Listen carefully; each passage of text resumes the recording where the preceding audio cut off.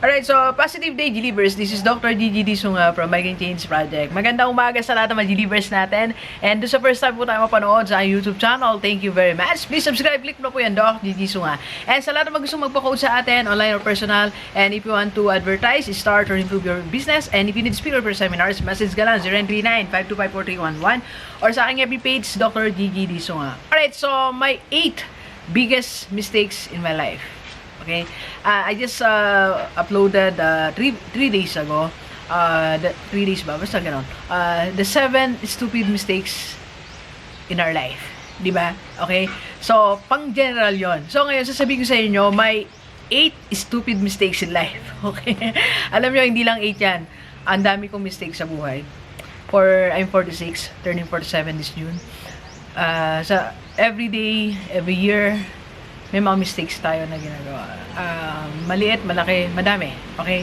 Madami talaga. Alright? So, even now, Doc, nagkaka-mistakes ka pa. Of course, yes. May mga mistakes tayo ngayon. Business, transactions. Madami pa rin tayo mistakes. Pero, I've listed here 8. 8 mistakes sa buhay ni Doc G na para hindi na natin magaya. Okay? That I listed this para hindi ko na sila ulitin. Kasi big sila eh. Biggest mistake sila sa buhay eh. Ito yung pinaka. Masasabi ko na sa dami ng mga nagawa ko, ito yung pinaka malalaking mistakes na ginawa ko. And, syempre, some of these I regret. Okay? So, pinagsisihan natin. Kasi lahat ng mistakes, may regrets tayo eh. Diba? Okay? So, simulan na natin. My first biggest mistake in life is when I easily gave up my heart's desire, my dream. Yung pangarap ko talaga, alam mo, maliit pa lang ako, sinabi ko na to, alam niyo na to eh, gusto ko talaga maging chemical engineer. Gusto ko maging engineer kasi that time, mga panahon namin, mga 80s yan eh, ang pinakasikat noon na kurso, engineer. So, pag naging engineer ka, wow, engineer, di ba? Engineer si. So, gusto ko maging engineer, kaya lang, of course, nung magka-college na tayo, wala tayong pera. So, pinag-aralan tayo ni Pastor Abner. Hi, Pastor. So, for 2 years, sinuportahan ako ni Pastor. Siyempre, family ko, nagtulong-tulong sila. Then, dumating yung point na 3rd year college na ako na meron ng opportunity, meron ng chance na mag-enroll ako as mag-aral as chemical engineering student. Pero nanghinayang ako doon sa 2 years. Hindi ko, kasi syempre bata pa tayo noon eh, hindi ko naisip na panghinayang ko tong 2 years na to, manghinayang ako, pero yung lifetime na magagawa ko yung gusto ko talaga, yung magiging engineer ako, di ba? So, give up ko agad yung gusto ng puso ko. Not necessarily yung that course, but the act itself na kaagad na give up, yung nanghinayang ka sa 2 years, di ba? So, that's my biggest mistake siguro. One of the my biggest mistakes in life is give up ko agad yung desire ko. Kasi, we can never tell kung ano ba ako ngayon, kung tinuloy ko yung chemical engineering na course. Baka engineer ako, baka meron na ako sarili kong mga pabong lotion. By the way, upcoming na yung perfume namin ni Ma'am Joyce, abangan nyo lang. So, something like that, okay? So, nag-easily give up ako ng gusto ko talaga. That time, okay? Ngayon naman, syempre, alam niyo na yung gusto ni Doc T, okay? Second, the biggest mistake sa buhay natin is, yan, okay? So, I did not grab the opportunity to invest when I was in my 20s. Pag 20s ka kasi, kaka-work mo, syempre may pera ka, marami kang pera, then may nag-offer na mga investment. But syempre, hindi mo na rin niya isipin mo na mag-invest, diba? Ay, hindi ko siya inintindi. That time kasi, nandito ako I work sa isang state university, dito sa Bataan, as a teacher, as an instructor. So, mura lang yung mga lupa noon, magkano lang, pero parang 5,000, 15,000, malaki na. But, hindi na, ayoko, sabi ko kasi sayang pera ko eh.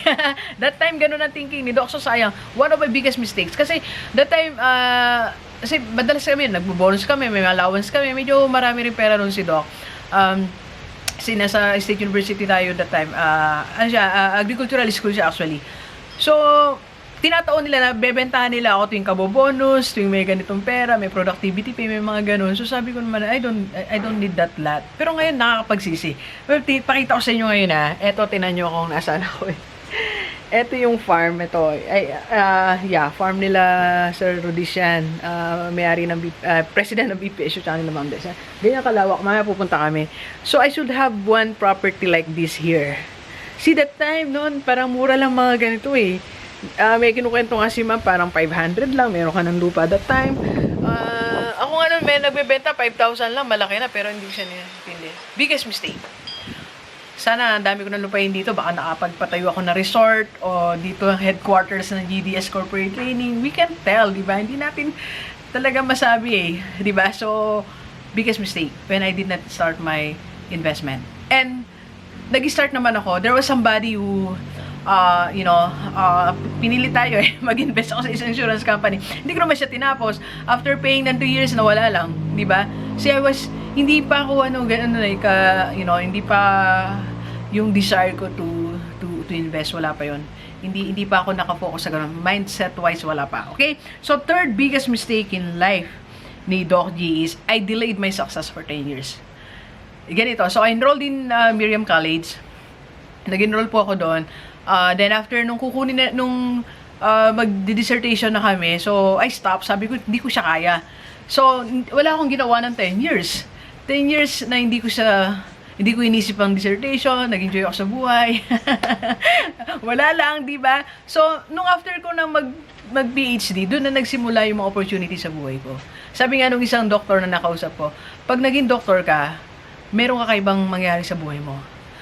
So, had I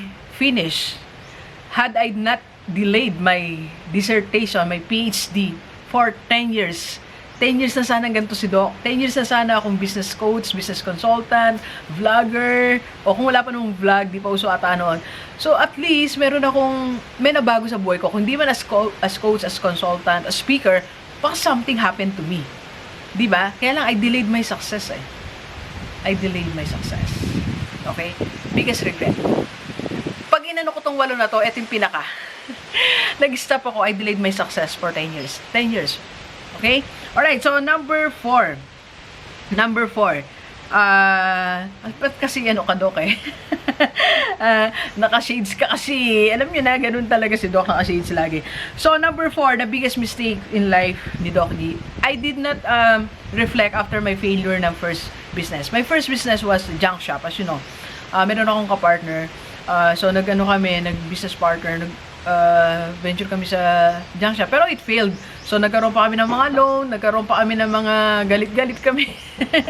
Ganon. So, after that, sabi ko, wala na. Hindi na ako nag-try. I did not even sit down. Tinignan ako ano yung problema o ano kaya yung pwede kong gawin na kaya kong i-manage. So, I did not do that. Kasi wala naman akong mentor nun, wala akong coach, wala man akong mapagtanungan. Or, because siguro hindi ko na rin siya dinesire. So, I did not desire to have a reflection after the failure of my first business.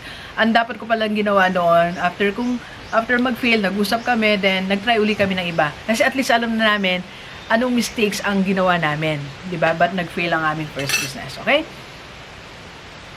Salamat sa coffee ni Ma'am Des. Okay? And number 5. Okay? Number 5, the biggest mistake ni Doc is, I was already working in Manila but I resigned. Sayang kasi, alam mo, nanginayang ako, tingin ko mistake ko siya.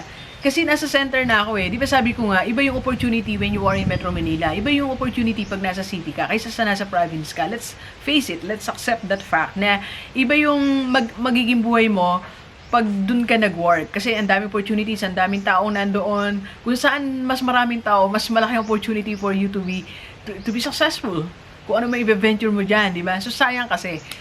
Sayang yung experience na nandun na ako, nakapenetrate na ako for a year, maganda na may work ko, kaya lang, give up ko siya because mga maliit na dahilan lang na hindi not a work-related reason pa ang dahilan ko eh. Pero lang akong some small things, tsaka that time parang nainganyo ako dito sa province, parang masaya. Iisip ko yung not my career eh. Iisip ko yung sarili kong gusto, yung hindi ako masyado mahirapan sa biyahe.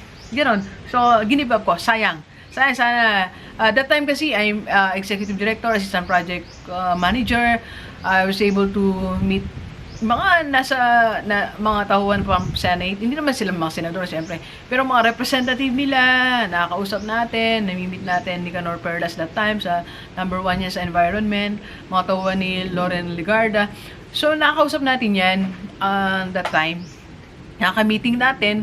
Lagi tayo nasa meeting talaga as executive director ng isang NGO that time. Kaya lang, nawala eh. Hindi ko siya tiningnan na sana sabi ko, eto na, nandito na ako, eto na yung position ko, executive director, yung isa pa, assistant program manager. So, tinuloy-tuloy ko na yun eh. Ayun na, maganda na siyang credentials eh. Kaya lang, mistake in life. Okay? So, hindi ko pinahalagaan. Okay? Next. Okay? Ito. Pangilan na ba tayo? 6 na ba ako? 6 biggest mistakes sa buhay ni Doc Gigi is, I've wasted my 6 to 10 PM na oras and Saturdays. My weekends. For nothing. For how many years? 20 years. Wala akong ginawa.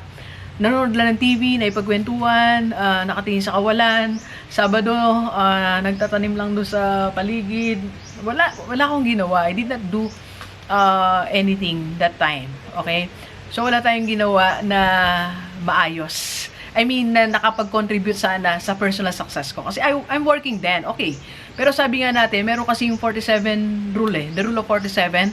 That means, yung 40 hours mo, devote mo sa time, sa company where you are working, di ba? And 7 hours for yourself. Wala ko nun.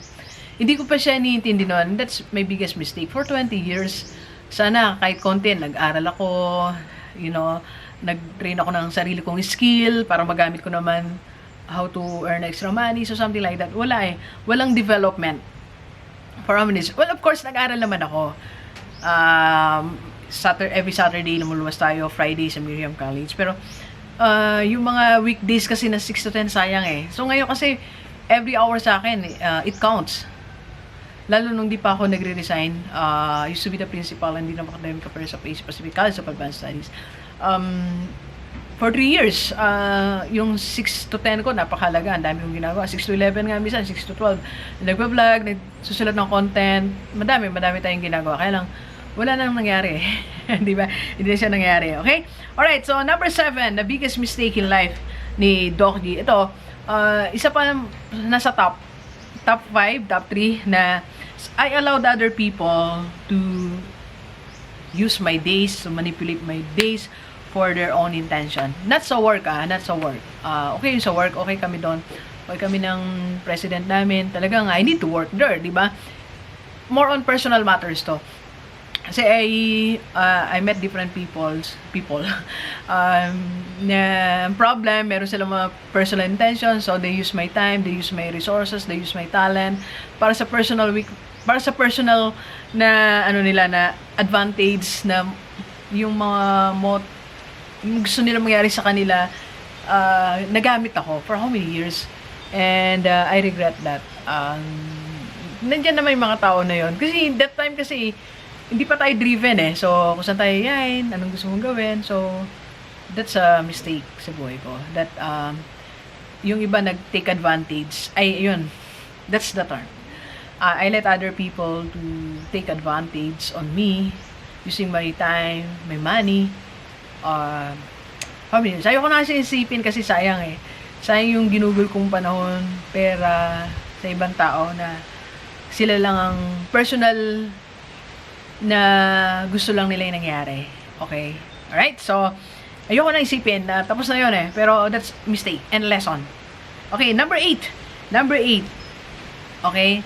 Na biggest mistake sa buhay ni Doc. These are the times when I focus on my weakness. I focus on my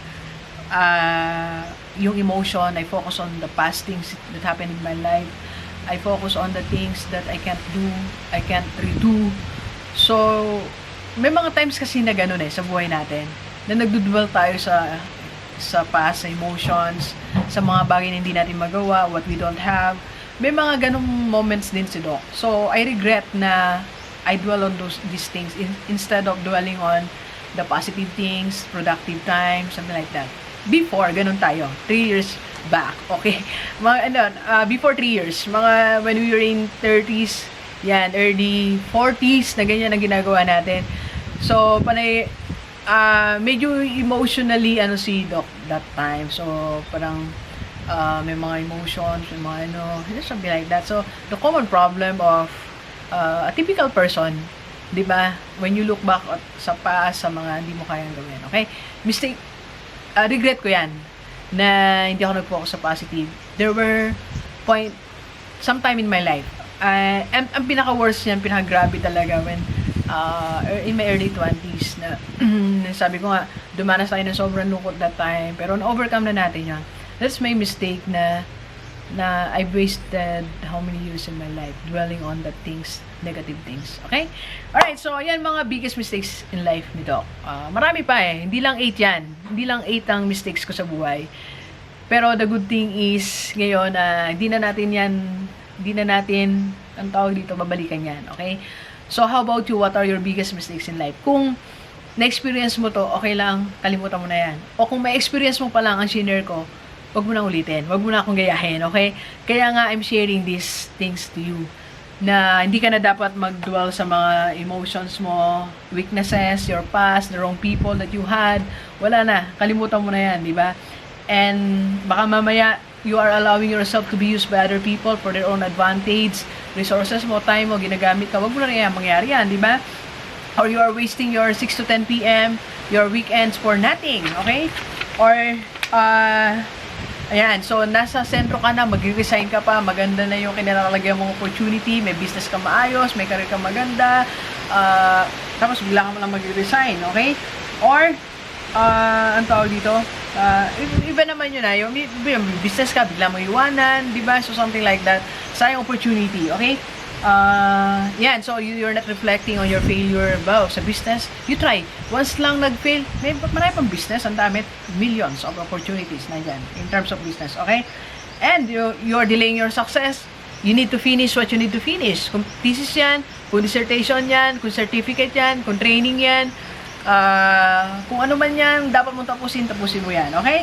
And grab the opportunity to invest. Ang dami investment ngayon. You go to IMG Kaiser, Sunlight mamaya. May bablog ako. No opportunity natin, investment. I can help you with your investment. Message sila sa akin. And you easily give up your heart's desire, your dream. Don't do that, okay? Alright, so these are my 8 biggest mistakes na dapat hindi mo maging mistakes. Kung paano I can help you, I can be your coach, I can be your mentor, just message me, okay? Alright, so please share this video sa lahat ng maibigan natin, kahit OFW o dito sa Pilipinas, para sama-sama tayong mabago at tumulad ating buhay. Thank you very much, Gilivers. Enjoy the rest of the day, and let's go, let's go!